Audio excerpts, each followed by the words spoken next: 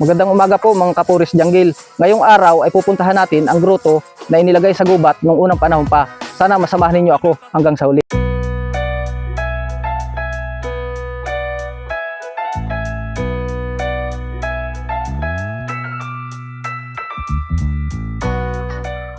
Paalis na nga po pala ako mga Kapuris Jungle para dun sa gruto na aking pupuntahan kung saan po nakalagak. Mga Kapuris, pasakay na nga po pala ako ng motor para puntahan po yung tinatawag na gruto na inilagay sa gubat. Tara po, samahan niyo ako.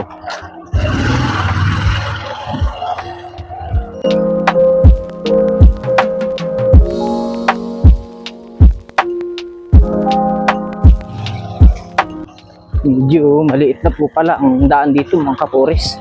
Halos daan na lang po ng tao itong dinadaanan ng motor namin.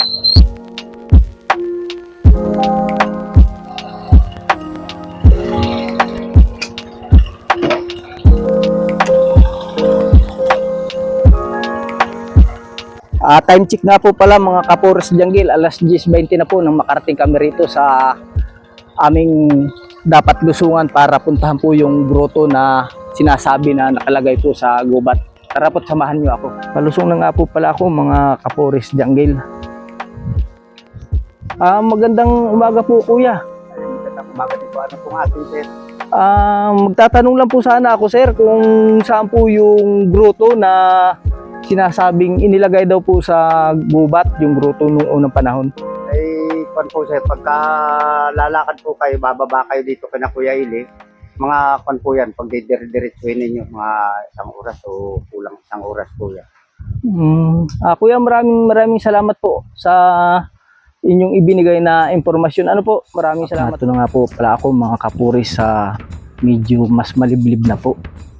Medyo sumusuot na po kami ng mga kakahuyan. Liblib na talaga itong lugar na ito mga Kapuris.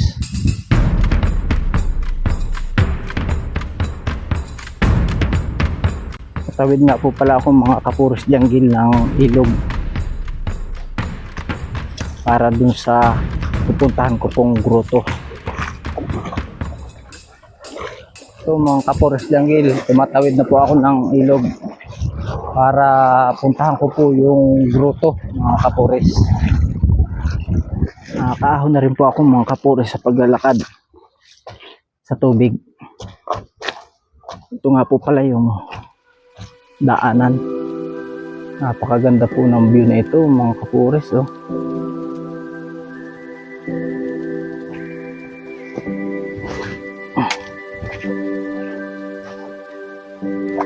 Ay, ito po ang daanan mga Kapuris.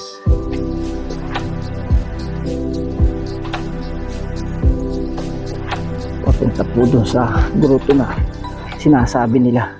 Time check nga po pala mga Kapuris Jungle, 11:50 na po nang makarating ako dito sa aking inuupuan. Magpapahinga po muna tayo kahit 15 minutes para sa paglalakbay po uli para may lakas po tayo sa panibagong paglalakad. Narito na po kami mga Kapuris Jungle at muling paakyat na po ng bundok itong aking nilalakaran mga Kapuris. Ito nga po pala ang daanan mga Kapuris.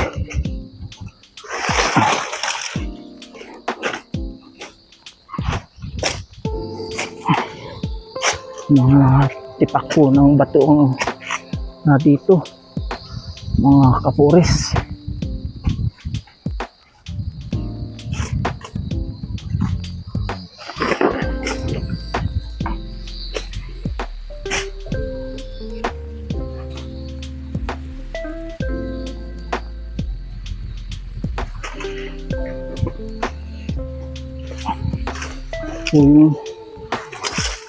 Dinadaan ko dito papunta dun sa may puon mga Kapuris Jungle.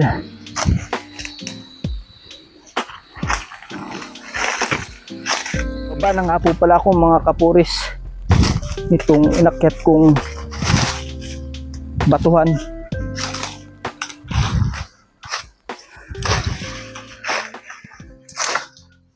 Nandito na nga po pala ako mga Kapores Jungle sa sinasabi na grotto. Ito na po yun mga Kapores Jungle. Yung lugar na tinatawag na grotto. Ito po siya oh.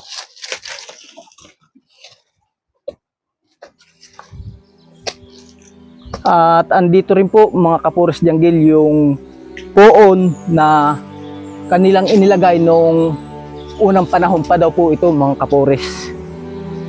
Kaya bilang respeto po ay tayo ay magsisindi ng kandila dito sa grotto pong ito mga Kapores.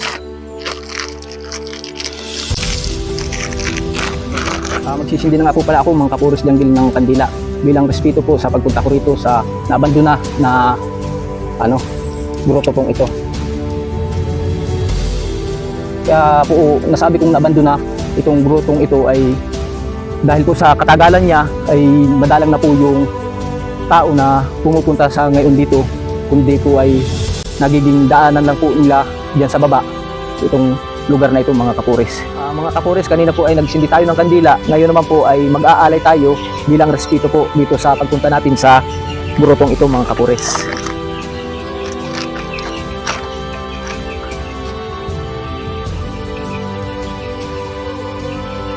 Mga Kapores, ayon nga po pala sa aking mga nakakwentuhan bago po ako pumunta dito sa grotto, ay ito daw po ang kwento nung unang panahon, tuwing mahal na araw ay dito daw po ginaganap ang papasyon o pabasa nung unang panahon sa lugar na ito mga Kapores. Mag-aalay rin nga po pala tayo mga Kapores ng coins dito sa ating mahal na poon kasi alis na rin po ako mga Kapores Jungle.